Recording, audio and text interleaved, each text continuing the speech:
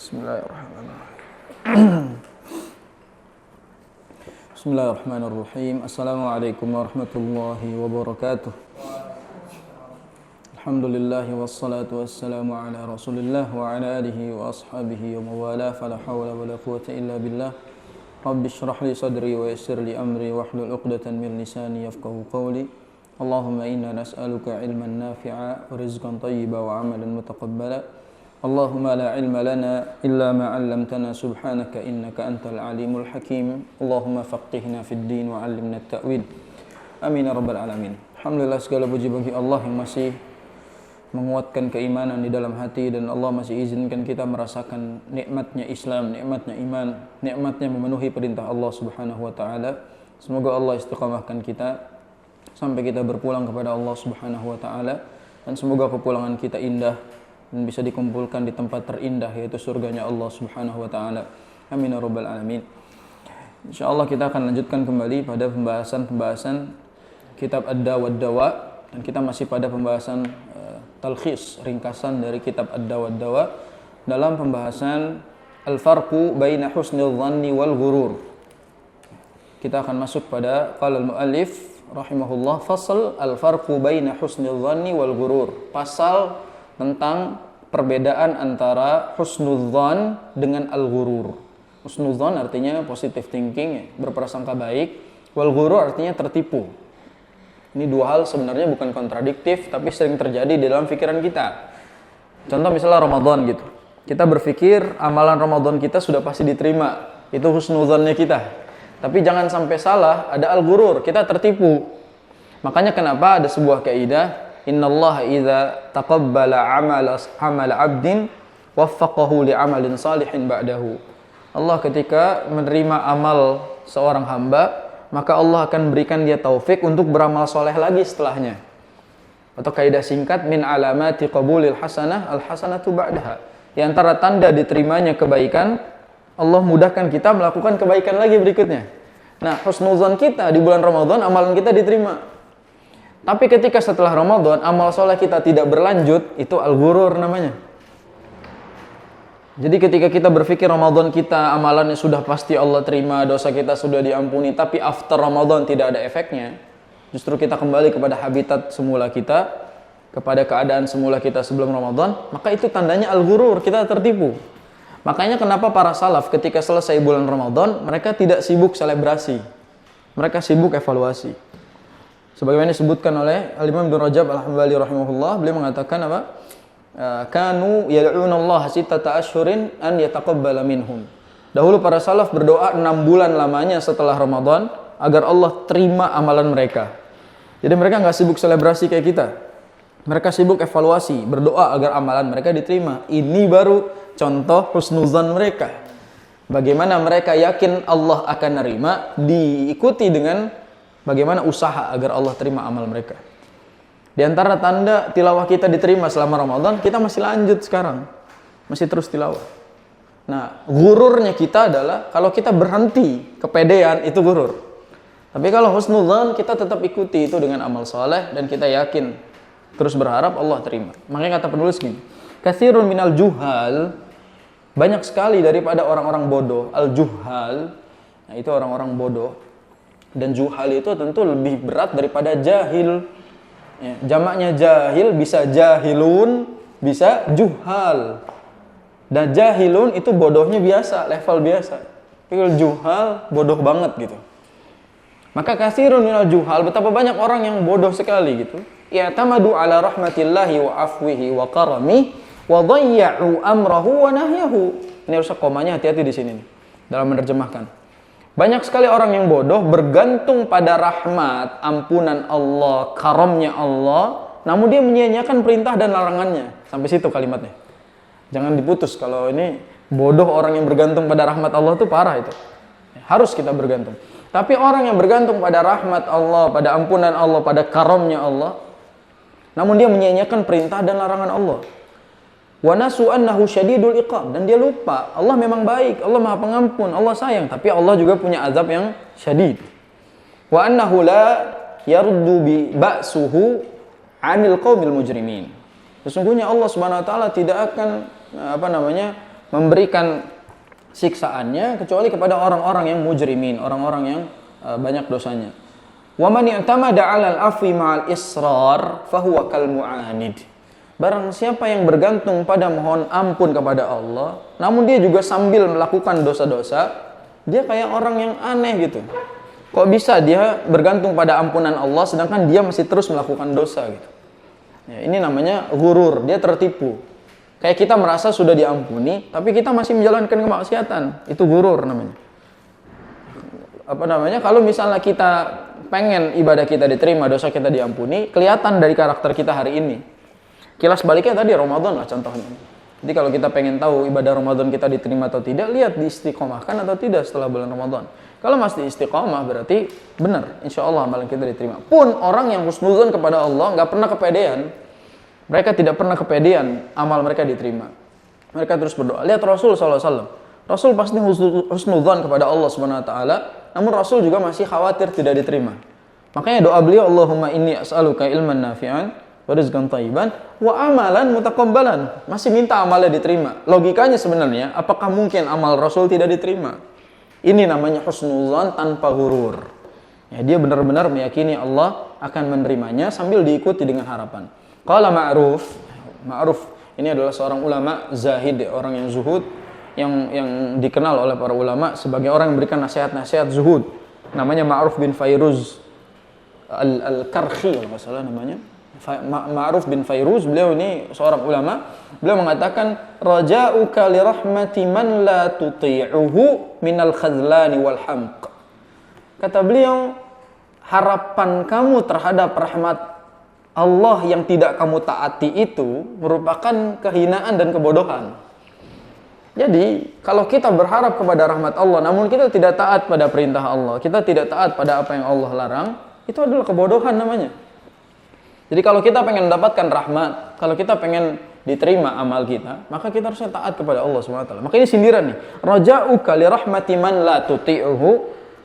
Harapanmu terhadap rahmat Allah yang tidak kamu taati itu gitu. Allah yang tidak kamu taati itu minal khazlan, itu termasuk kehinaan, wal hamq, termasuk kebodohan.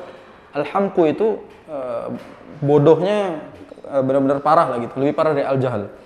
Tingkatan bodoh setelah al-jahal adalah al-hamq. Makanya orang yang bodoh banget namanya ahmak. Tapi jangan dipakai buat kata-kata kasar. Ahmak itu bodoh banget gitu. Maka kalau misalnya sudah disebutkan kebodohan yang parah ini adalah orang yang menggantungkan asanya kepada rahmat Allah namun tidak mau mentaati perintah Allah. Mohon maaf gitu. Sebagian orang pengen hidupnya Allah angkat derajatnya. Pengen hidupnya Allah buat dia kaya gitu. Tapi dia nggak pernah ibadah kepada Allah Subhanahu Wa Taala gitu. Tapi dia tidak mau mentaati perintah Allah Subhanahu Wa Taala. Bagaimana hidup dia bisa terangkat sedangkan yang mengangkat derajatnya tidak ia taati kan gitu. Kadang-kadang kita sering lihat gitu, orang-orang di pinggiran jalan, gelandangan, pengemis dan lain-lain, dengan begitu keadaannya masih juga kufur kepada Allah Subhanahu Wa Taala. Terus mau apa gitu? Dan dia malah iri dengan mengatakan enak ya mereka orang-orang kaya hidupnya begini-gini. Sedangkan orang-orang itu mereka mentaati Allah Subhanahu Wa Taala. Dan orang-orang ini dengan keadaan yang seperti itu, mereka tidak mau taat kepada perintah Allah Subhanahu Wa Taala. Di beberapa kali kesempatan, saya sering kali bangunin orang yang tidur depan masjid subuh. Saya bangunin untuk sholat subuh, dia pergi langsung. Dan dia nggak mau sholat. Dia tidur di situ, nggak punya rumah, dia gelandangan. Tapi ketika sholat subuh harusnya dia bangun sholat memenuhi perintah Allah, dia nggak mau, dia pergi. Maka gimana caranya Allah bisa mengangkat hidup orang kayak gini, sedangkan dia saja tidak mau mengangkat dirinya dengan taat kepada Allah Subhanahu Wa Taala. Dan banyak saya lihat orang-orang yang sukses hidupnya, ibadahnya juga luar biasa, lebih luar biasa dari kita. Bagaimana kehidupan dia dalam beribadah kepada Allah lebih luar biasa, wajar Allah angkat hidupnya, kan gitu. Maka dalam hal ini kebodohan tuh bagi orang-orang yang mencari rahmat namun tidak taat kepada Allah. Dia pengen rezeki tapi jauh dari Sang Maha Pemberi rezeki. Wa kana yaqul, dan Ma'ruf juga mengatakan apa? Inna qauman alihatuhum amaniyul maghfirah. Banyak orang yang Tuhannya itu cuma harapan ampunan aja. Dia menuhankan harapan agar diampuni saja. Hatta kharaju minad dunya bighairi taubah, sampai dia mati dalam keadaan belum taubat. Bahasa gampangnya adalah banyak orang yakin Allah itu Maha Pengampun sampai dia nggak mau mohon ampun sampai mati. Yaqulu ahaduhum, sebagian dari mereka mengatakan, la inni uhsinu dhanna bi rabbi, aku berprasangka baik kepada Allah Wa kadzaba, namun dia mendustakan apa yang mereka katakan. Lau ahsanal dhanna la ahsanal amal. Kata beliau gini, kalau dia memang husnuzan, harusnya husnul amal.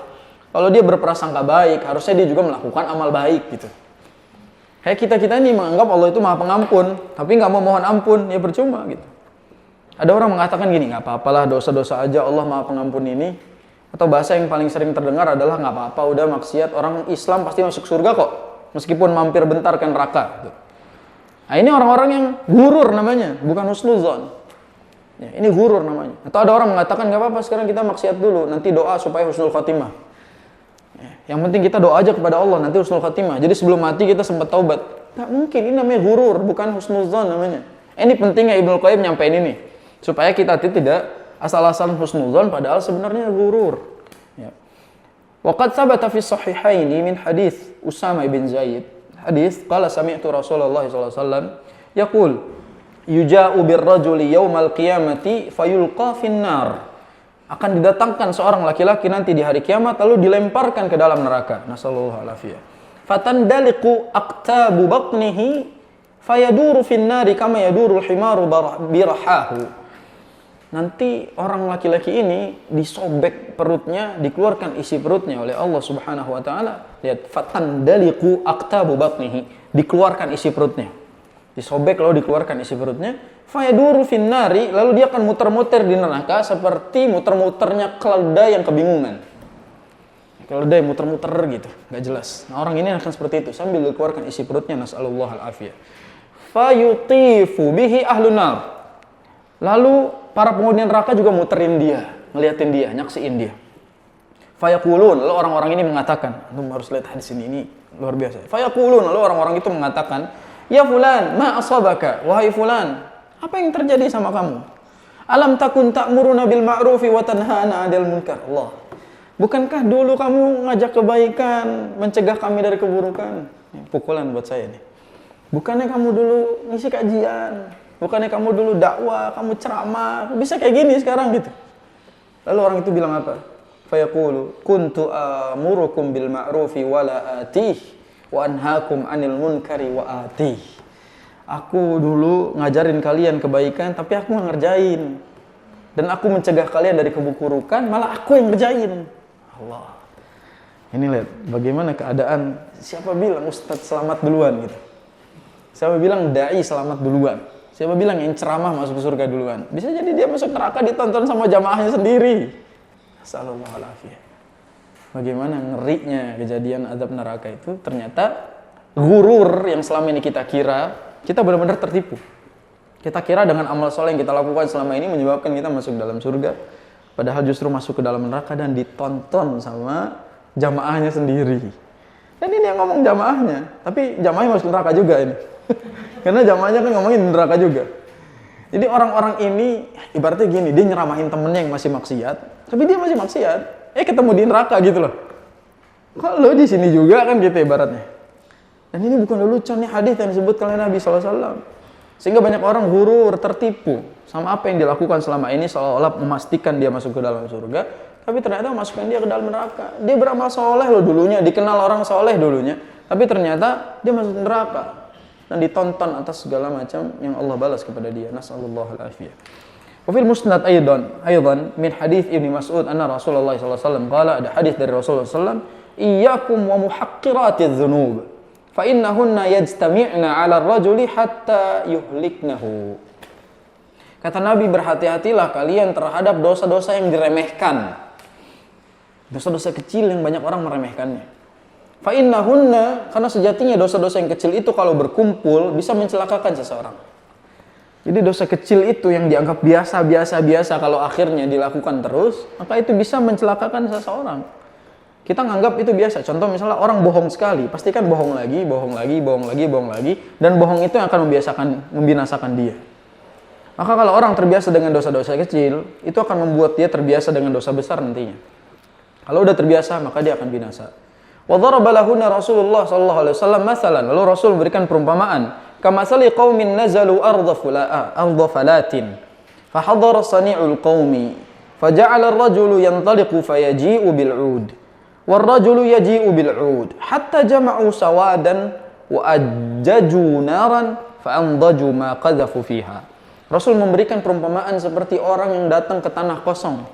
Lalu suatu kaum membawa kayu bakar. Lalu orang bawa kayu bakar dikumpulin, dilempar di tengah. Lalu akhirnya jadilah api. Terbakar jadi api yang membara. Sama seperti dosa-dosa kecil yang diremehkan. Awalnya kan satu. Sedikit demi sedikit lama-lama menjadi bukit. Dan itu memang ibarat yang sesuai. Kalau dosa dilakukan sedikit lama-lama jadi bukit, itu juga bisa membinasakan kita. Dan itu harus berhati-hati dalam masalah seperti ini. Makanya para salaf mengatakan, la tanzuru ila sigharil ma'siyah, walakin ninzur ila azamati man asait. Ini quotes nih. La tanzur ila sigharil ma'siyah, walakin ninzur ila azamati man asait. Enggak ada di buku, catat aja. Catat. La tanzur ila sighari al-ma'siyah, walakin ninzur ila azamati man asait. Jangan melihat kecilnya maksiat, tapi lihatlah betapa besarnya yang engkau maksiati. Jadi jangan kalian meremehkan kecilnya satu maksiat, tapi lihat siapa yang engkau maksiati. Allah Subhanahu wa taala Al-Aliyyul Azimul Kabir.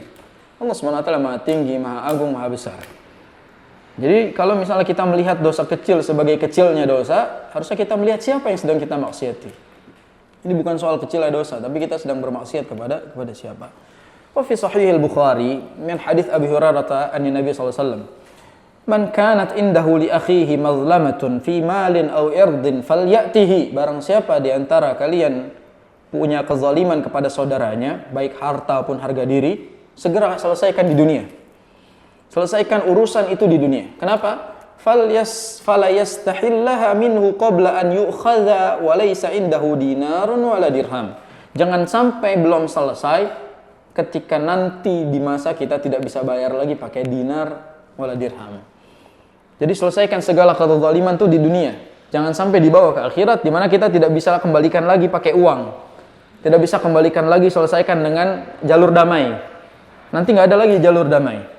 Kata Rasulullah SAW, fa in kanat lahu hasanatun. Kalau kejadian kasus seperti ini, kalau si orang yang zalim ini punya kebaikan, ukhidha min hasanatihi fa u'tiyaha hadza. Lalu kalau orang yang terzalimi ini nuntut, maka kebaikan si orang yang zalim dikasih kepada yang terzalimi. Wa illa, kalau dia nggak punya kebaikan, ukhidha min sayyiati hadza. Kalau misalnya seorang ini nggak punya kebaikan, faturihat alaihi thumma turiha finnar, maka keburukan si yang dizalimi dipindah ke si pelaku zalim. Lalu orang ini gara-gara numpuk kezalimannya dilemparkan neraka. Enak jadi koruptor, enak ya. Selesaikan itu di dunia. Anda pikir dengan dipenjara dengan penjara yang mewah itu selesai urusannya ya. Dipenjara dengan nyogok orang itu bisa selamat di dunia, nanti di akhirat semua akan dituntut. Kebayang kalau dia korupsi. Untuk satu rakyat Indonesia berapa jumlahnya? Kita punya jalur ini sebenarnya. Nanti kebaikan dia nggak punya, kita punya keburukan kasih ke dia semua. Lalu dia masuk neraka. Enak mungkin ya. Mereka pikir enak sekarang. Tapi nanti akhirat itu tempat yang paling adil, di mana tidak bisa lagi disogok, tidak bisa ada jalur damai, tidak bisa ada negosiasi. Semua akan diselesaikan dengan adil oleh Allah Subhanahu wa taala. Maka jadikan ini sebagai nasihat supaya nanti tidak terjadi seperti orang ini yang disebut sebagai al-muflis. Orang yang rugi. Dia rugi, udah capek-capek, ternyata ujung-ujungnya dia malah dapat keburukan orang-orang yang dizalimi olehnya. Makanya kalau kita menzalimi orang, selesaikan di dunia. Selesaikan sekarang. Mau minta maaf, atau mau dibalas, atau mau kayak gimana, selesaikan di dunia. Jangan sampai dibawa ke akhirat.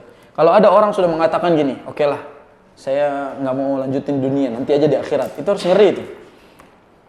Mau sekarang apa di akhirat? Nah itu ngeri. Kalau sampai dibawa urusannya ke akhirat, itu ngeri.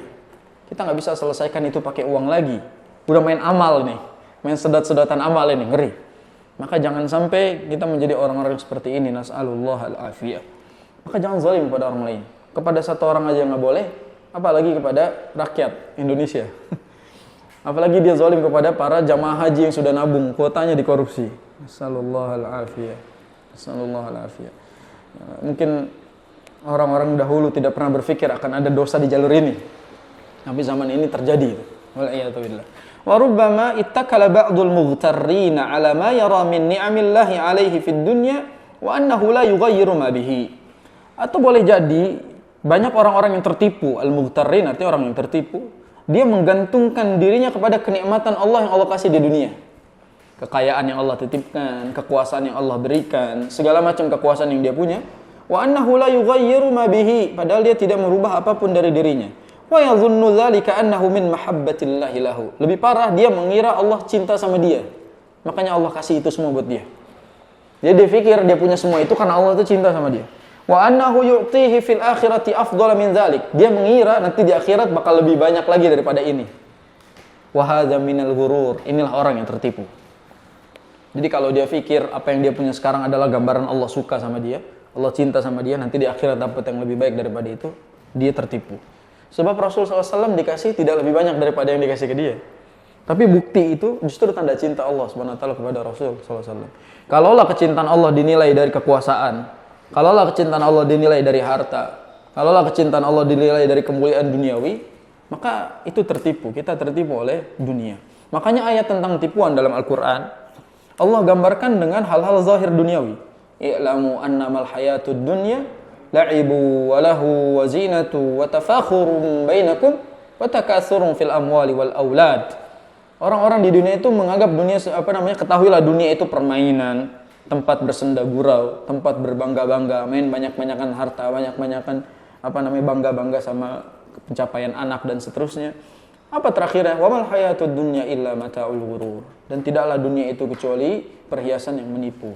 Maka kita jangan sampai tertipu oleh tipuan-tipuan ini. Wa qala ba'dus salaf, sebagian salaf mengatakan, "Idza ra'aita Allah yutabi'u 'alaika ni'amahu wa anta muqimun 'ala ma'asihi fahdharhu fa innama huwa istidrajun minhu yastadrijuka bihi."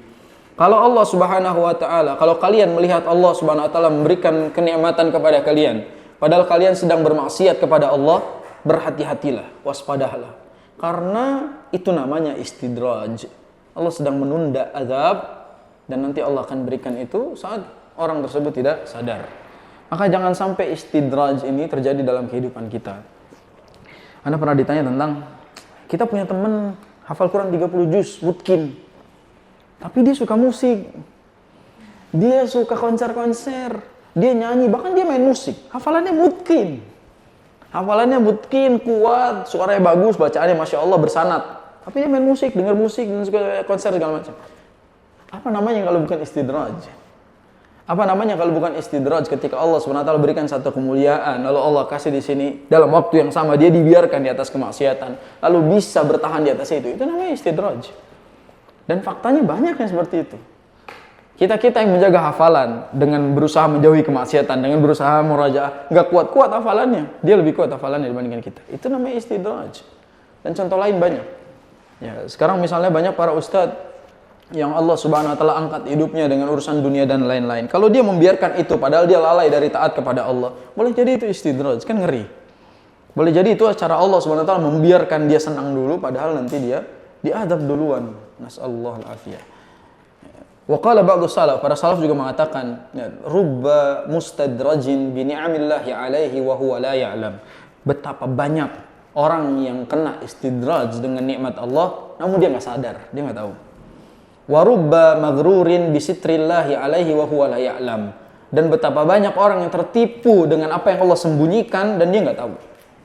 Wa rubba maftunin bi sana'in nas 'alaihi wa huwa la ya'lam. Dan betapa banyak orang yang terfitnah dengan pujian manusia dan dia nggak tahu. Subhanallah. Ya, ini yang kayak gini-gini negur sebenarnya agar kita sadar bahwasanya pujian-pujian, kepuasan yang kita miliki dan seterusnya itu boleh jadi adalah ujian dari Allah dan kita nggak tahu, kita nggak sadar. Itu cara Allah SWT memberikan istidraj kepada kita. Wal'iyadzubillah. Maka dalam pasal yang pertama adalah bagaimana cara membedakan husnudzan dengan al-ghurur. Nanti akan dijelaskan berikutnya di pembahasan ini. Dikasih penjelasan akhirnya. Pasal berikutnya, a'zamun nasi ghururan.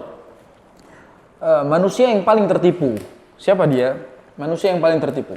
A'zamun nasi ghururan man ightarra bid-dunya wa ajiliha. Orang yang paling tertipu adalah orang yang tertipu dengan dunia dan segala kefanaannya.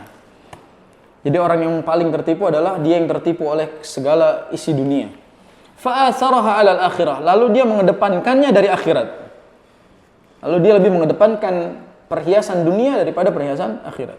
Wa radhiya biha minal akhirah. Lalu dia lebih ridha dengan kehidupan dunianya dibandingkan akhiratnya. Sedangkan orang-orang soleh dia akan lebih ridha dengan balasan Allah. Makanya ketika Allah mengatakan kepada Nabi SAW dalam surat Ad-Duha, wala sawfa yu'tika rabbuka fatardha. Kamu nanti akan ridha dengan apa yang diberikan oleh Allah Subhanahu wa taala di akhirat tapi. Sehingga orang-orang beriman itu nanti ridhonya dengan pemberian Allah di akhirat, bukan yang di dunia. Nah, kalau dia ridha dengan apa yang dikasih di dunia, dia telah tertipu. Hatta yaqula ba'du haula. Sampai sebagian mereka mengatakan gini, ad-dunya naqdun wal akhiratu nasi'atun. Wan naqdu anfa'u minan nasi'ah. Kata beliau, dunia itu tunai, sedangkan akhirat masih inden. Dunia itu cash, sedangkan akhirat itu masih kredit, belum ada wujudnya. Dan dia mengatakan apa? An-naqdu anfa' minan nasi'ah. Yang tunai lebih afdal daripada yang kredit. Ini bahasa-bahasa orang-orang itu. Sehingga mereka berpikir dengan apa-apa yang soal dunia itu kan cash ya, kontan. Benar-benar tunai, ada di depan mata kita. Makanya kalau dikasih promo dunia dengan promo akhirat, pasti milih promo dunia, karena kan kontan gitu. Promo akhirat nggak kelihatan. Nah inilah orang-orang yang sebenar-benarnya tertipu. Orang yang paling tertipu oleh dunia. Ada perkataan lain, di sini nggak ditulis. Dzurratun manqudah wala durratun mau'udah. Dzurratun manqudah wala durratun mau'udah. Artinya adalah setetes debu yang tunai lebih baik daripada mutiara yang masih nanti dititipnya. Jadi ibaratnya kita sekarang dapat debu seember masih mending daripada dikasih mutiara tapi masih nanti gitu. Mending ada aja dulu, itu bahasanya. Lihat bahasa Arab betapa ijaz, betapa ringkasnya namun memiliki makna yang luar biasa. Dzurratun manqudah wala durratun mau'udah. Ya, bagaimana kita kadang-kadang tertipu oleh dunia itu seperti itu. Dan memang faktanya iya. Contoh misalnya 10 malam terakhir bulan Ramadan, promo dan diskon yang manusia kasih lebih menggiurkan dibandingkan yang Allah tawarkan.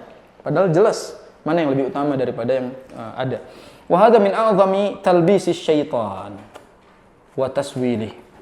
Ini merupakan talbis, tipuan syaitan, ya, tipu daya, triknya syaitan yang paling luar biasa. Wal bahaimul ajam aqalu min haula. Astagfirullah. Dan binatang ternak bahkan lebih cerdas daripada mereka. Fa innal bahimata idza khafat madarrata syai'in lam tuqdim alaihi walau duribat. Binatang ternak itu kalau dia tahu bahaya, mau didorong-dorong juga, mau dipukul-pukul dia nggak bakal nyemplung. Faktanya kalau bawa kambing di depannya ada got gitu, dia tahu didorong-dorong juga dia nggak akan nyebur, dia lompat. Itu hewan-hewan ternak. Mau dipaksa juga kalau dia tahu itu mudarat, dia nggak bakal ke situ, dia akan hindar. Itu hewan ternak. Wa haula yuqdimu ahaduhum ala athbihi wa huwa baina musaddiqin wa mukadzdzib. Sedangkan kita tahu itu bahaya, nyemplung juga gitu.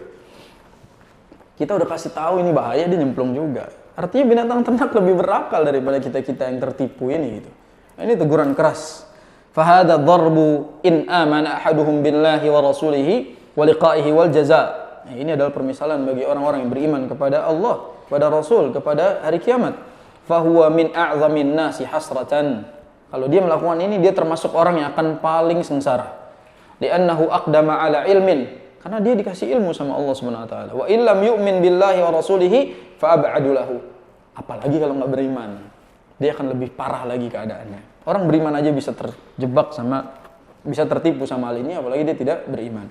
Wa min haditsil Mustawrid Ibn Shaddad qala Rasulullah sallallahu alaihi wasallam, kata Nabi sallallahu alaihi wasallam, "Mad-dunya fil akhirati illa kama yudkhilu ahadukum usbi'ahu fil yammi falyanzur bima yarji'." Kata Nabi sallallahu alaihi wasallam, tidaklah dunia dibandingkan akhirat kecuali hanya seperti seseorang yang nyelupin jarinya ke sungai atau ke laut, ke air, lalu diangkat seberapa banyak yang dia bawa di jarinya itu. Maka dunia dibandingkan akhirat seperti itu. Fal yanzur bima yarji'. Maka lihat apa yang dia bawa dari jarinya itu ketika diangkat.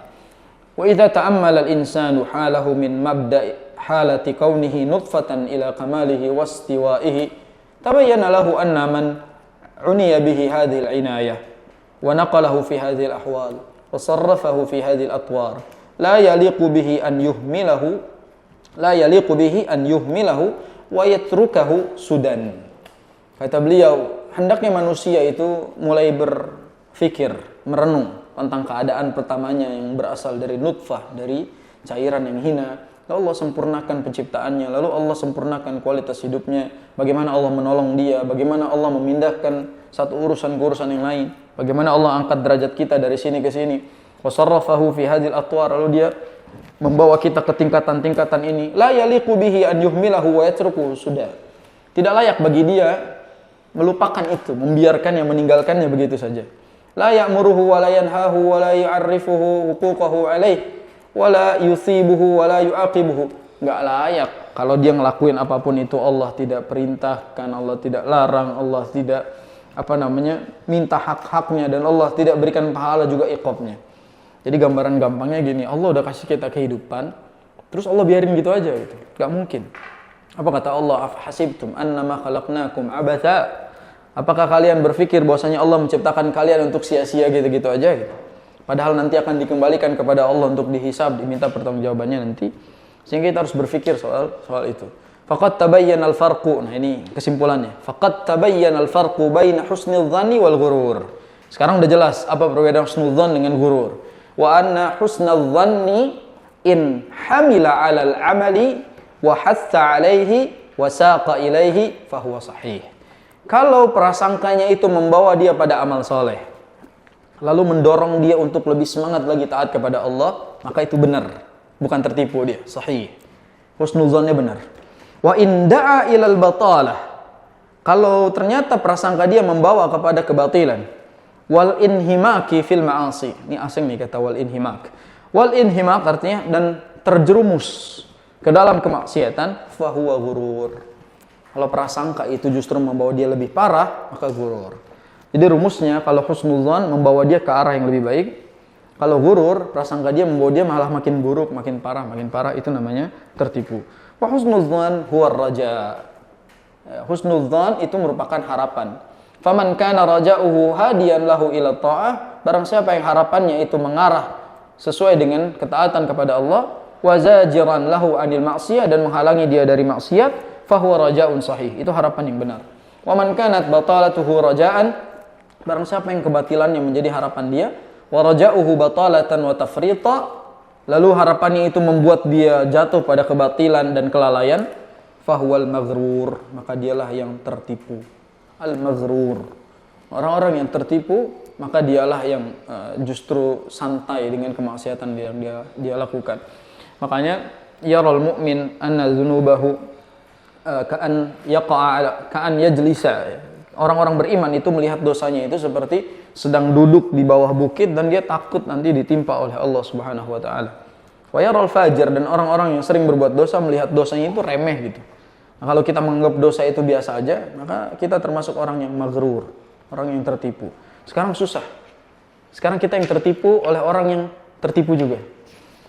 Kadang-kadang kita susah meninggalkan kemaksiatan yang sudah dianggap biasa di tempat ini.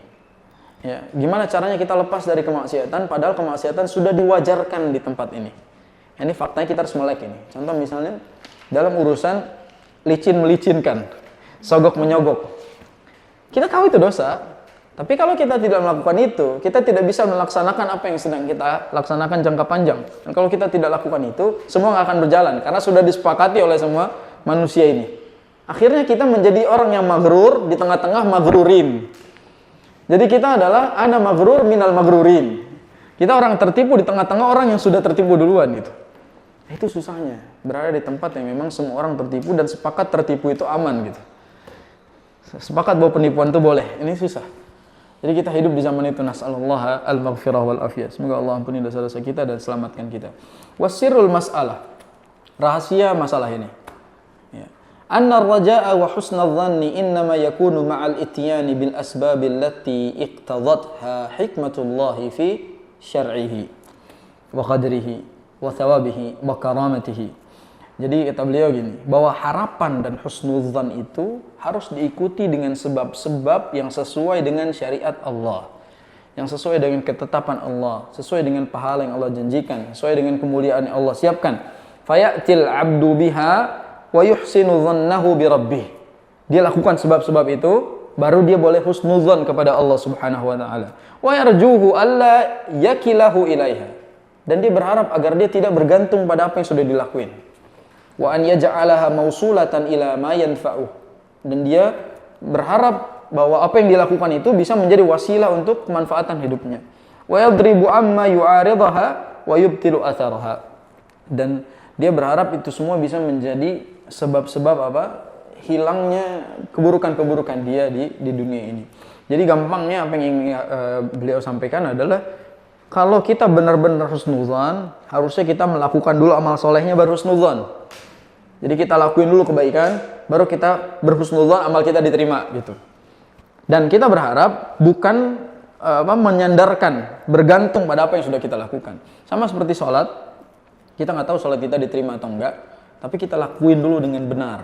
Lalu kita minta kepada Allah Subhanahu wa taala agar sholat kita diterima. Itu namanya husnuzan. Jangan juga suudzon. Ngapain saya sholat? Orang saya nggak tahu sholat saya diterima atau enggak. Nah, ini salah juga. Maka orang-orang kalau mau husnuzan, lakukan dulu kebaikannya, baru yakin Allah akan membalas dan menerima amalannya. Nah, itu yang disampaikan oleh Ibnu Qayyim dalam pembahasan tentang perbedaan husnuzan dengan al-ghurur. Jadi orang-orang yang kita tulis rute husnuzan dan ghurur. Kita bagi dua kubu ya. Husnuzan.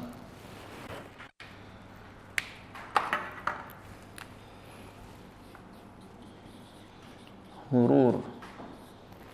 Jadi orang yang husnuzan, dia pasti akan lanjut beramal. Lalu berikutnya adalah berharap. Lalu berikutnya adalah tawakal. Nah, ini hasilnya baru diterima. Sedangkan orang-orang yang ghurur, dia akan santai aja, tidak perlu beramal lagi. Dan dia pede, tidak lagi berharap kepada Allah Subhanahu wa taala, dan dia bergantung pada amalnya. Dan terakhir dia tertipu. Maka kalau orang-orang yang husnuzan kepada Allah Subhanahu wa taala, dia pasti akan terus beramal, lalu dia berharap Allah terima amalnya, sambil dia serahkan semua urusan kepada Allah, dan amalnya diterima. Tapi dia nggak pernah kepedean bahwa amalannya pasti akan diterima. Sedangkan orang-orang tertipu, dia akan santai aja, nggak beramal. Orang yang yakin Ramadannya pasti diterima, nggak akan lanjut dia. Karena dia pikir, kemarin udah cukup lah, ntar lagi gitu. Ada bahasa orang gini, tahun ini jangan saya lagi lah dapat Lailatul Qadar gitu. Orang aja saya udah kebanyakan gitu misalnya. Nah ini ghurur dia. Dia bilang, udahlah saya udah itikaf 10 malam, saya udah dapat Lailatul Qadar, ngapain beramal lagi? Gitu. Nah ini ghurur. Dia akan pede dengan amalan yang terbatas itu, lalu dia bergantung pada amalnya. Sehingga kalau nanti di akhirat dia gagal masuk surga, dia pengen adu banding gitu. Amal saya kan udah banyak. Ini di antara kebiasaan orang-orang kufar, dia pengen adu banding sama amalannya. Terakhir dia adalah orang yang tertipu dengan apa yang dia selama ini prasangkakan. Wal'iyadzubillah. Sekarang kita lanjut pada pasal bainar raja wal amani. Antara harap dengan harap. Gimana? Ar-raja dan amani kan sama-sama harap. Ar-raja dan amani sama-sama harap. Bedanya apa? Kalau ar-raja harapan yang masih ada kemungkinan dikabulkan. Itu ar-raja. Sedangkan al-amani adalah harapan angan-angan yang tidak mungkin bisa dikabulkan. Makanya itu bedanya lir-raja wat tamanni. Dalam bahasa Arab ada perbedaan antara la'alla dengan laita. Dalam inna wa akhwatuha. Kapan la'alla berlaku dan kapan laita tidak berlaku.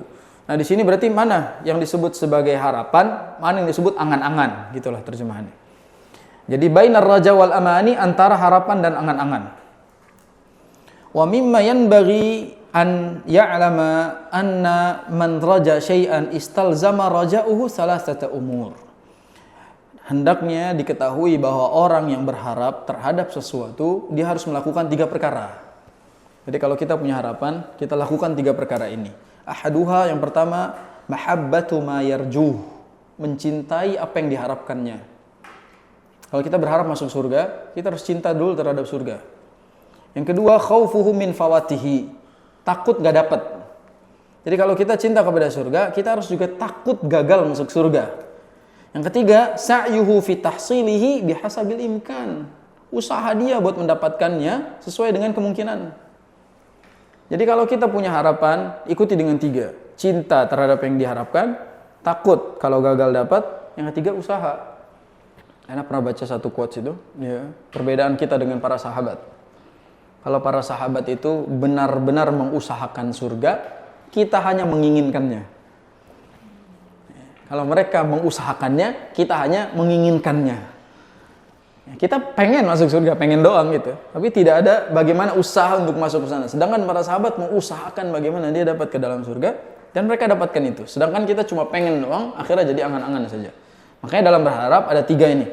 Baru disebut harapan. Kalau nggak pakai ini, itu namanya angan-angan. Ya. Maka kita harus cinta sama apa yang kita harapkan. Lalu kita juga takut kalau kehilangan. Lalu kita usaha untuk mendapatkannya. Biasa bilimkan sesuai dengan kemungkinan kemampuan kita. Wa amma raja la yuqarinuhu syai'un min dzalika fahuwa min babil amani.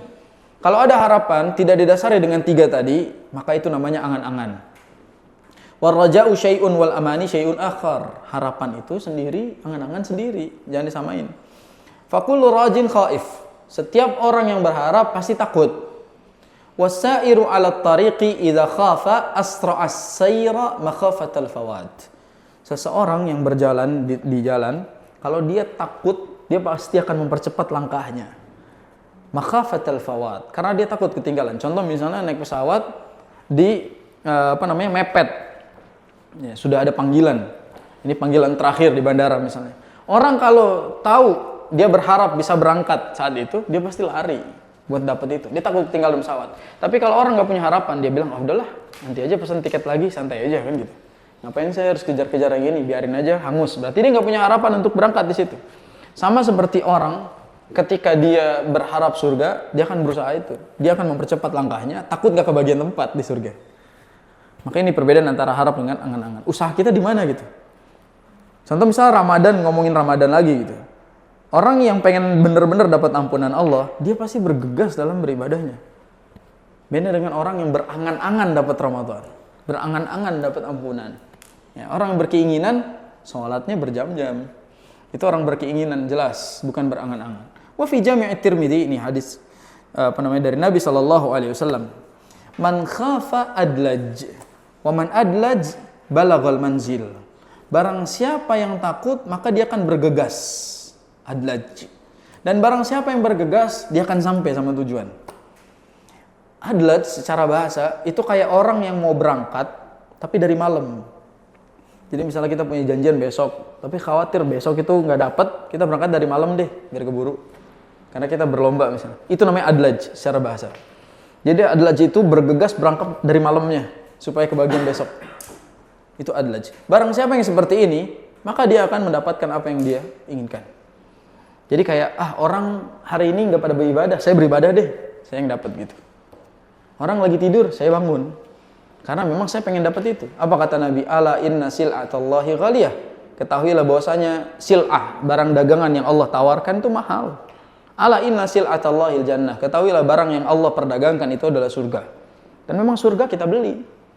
Ya, kita menggadaikan diri dan harta kita kepada Allah dan diganti dengan surga. Allah bilang, innallaha ashtara minal mu'minina anfusahum wa amwalahum bi anna lahumul jannah. Allah membeli dari orang-orang beriman jiwa dan harta mereka ditukar dengan surga. Berarti silahnya Allah itu surga ditukar dengan segala yang kita punya, yaitu jiwa dan harta yang kita miliki.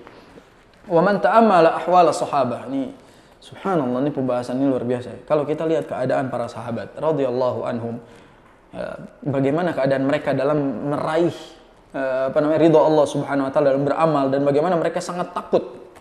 Wa nahnu jama'na baina taksir balit tafrid wal aman. Sedangkan kita ini malah nyantai-nyantai gitu dan merasa aman saja, sedangkan mereka para sahabat berjuang padahal mereka sudah dijamin masuk surga. Fa hadza Siddiq, contoh yang pertama, Abu Bakar Siddiq. Yaqul, beliau pernah mengatakan, wadittu anni sya'ratun fi janbi 'abdin mu'min.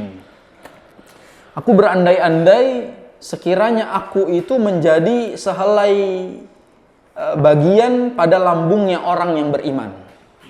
Ini kiasan. Jadi beliau pengen bilang kayak gini.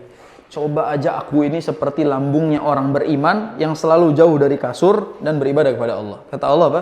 Tatajafa junubuhum 'anil madaji' yad'una rabbahum khaufan wa tama'a. Artinya orang-orang beriman itu jarang tidur gitu bahasanya. Jadi jarang nempel ke kasur. dia lebih banyak beribadah kepada Allah. Abu Bakar itu berandai-andai, coba aja saya bisa kayak lambungnya orang beriman itu, selalu beribadah kepada Allah. Abu Bakar yang ngomong. Saya yang ngomong aja aneh itu. Aneh itu. Ini Abu Bakar sekelas yang sudah dijamin masuk surga oleh Allah masih ngomong kayak gitu. Wa dzikra anhu annahu kana, dan disebutkan ada satu riwayat kana yumsik bilisanihi. Beliau tahan mulutnya gitu. Terus beliau bilang gini, "Hadzal ladzi awradani al-mawarid."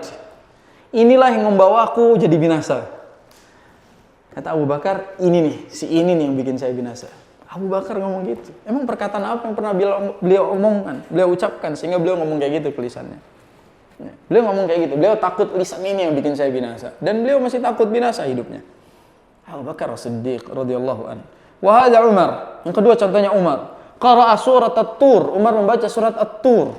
Hatta idza balagha, sampai di ayat inna azab rabbika lawaqi'. Sesungguhnya azab Tuhanmu itu nyata.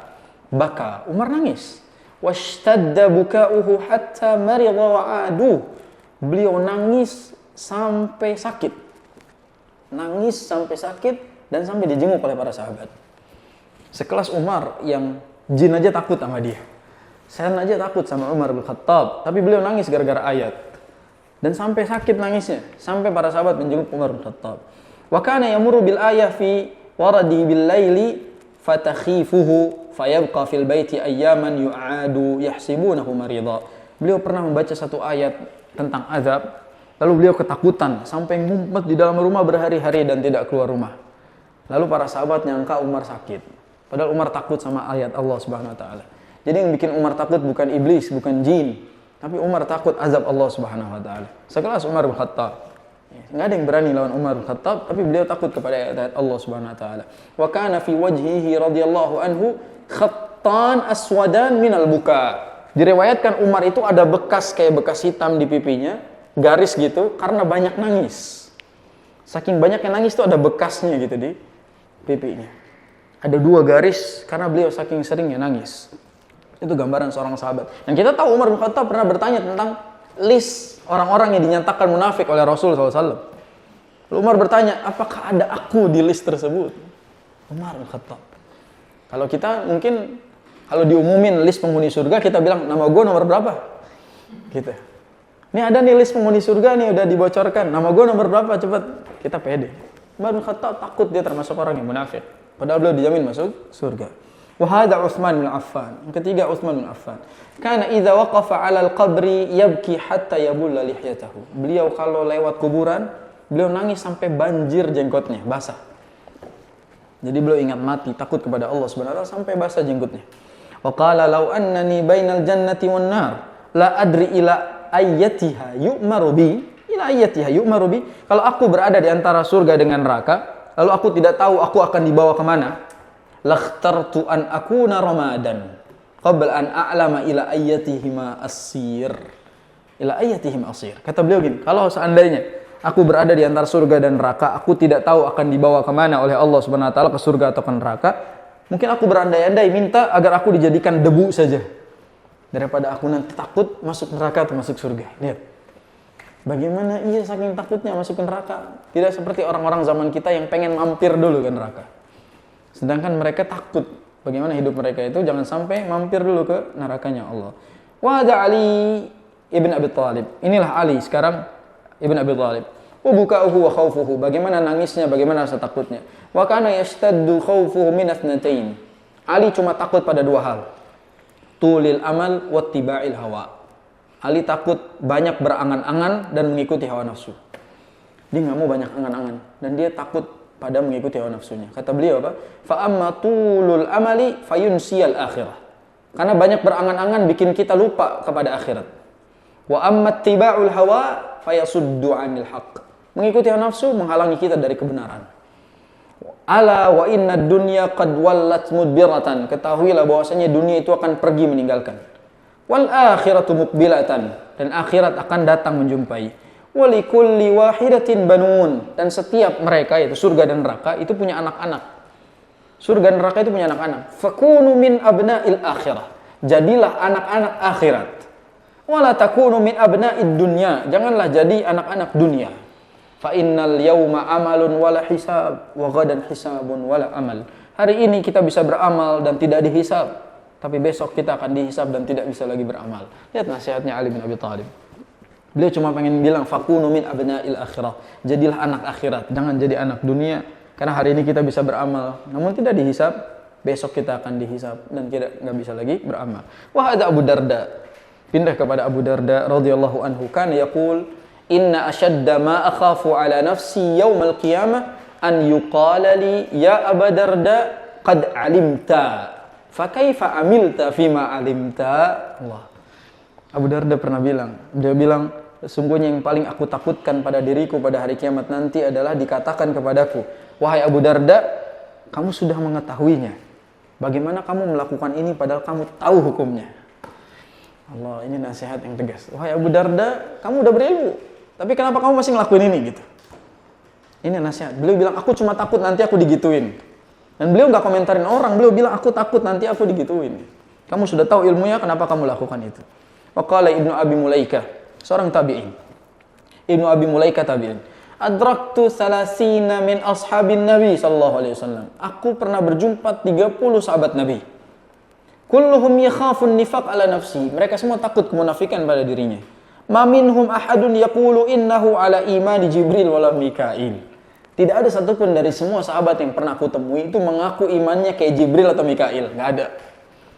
Nggak ada tiba-tiba ngaku jadi wali, itu nggak ada. Tiba-tiba ngaku jadi orang paling saleh masuk surga duluan, tuh nggak ada. Ini nasihat para tabi'in, melihat para sahabat takut semua dari kemunafikan, nggak pede masuk surga. Waqala al-Bukhari fi sahihi. Al-Imam Bukhari dalam sahihnya menyebutkan satu bab. Nama babnya Babu Khaufil Mu'min min an yahbita amaluhu wa huwa la yash'ur.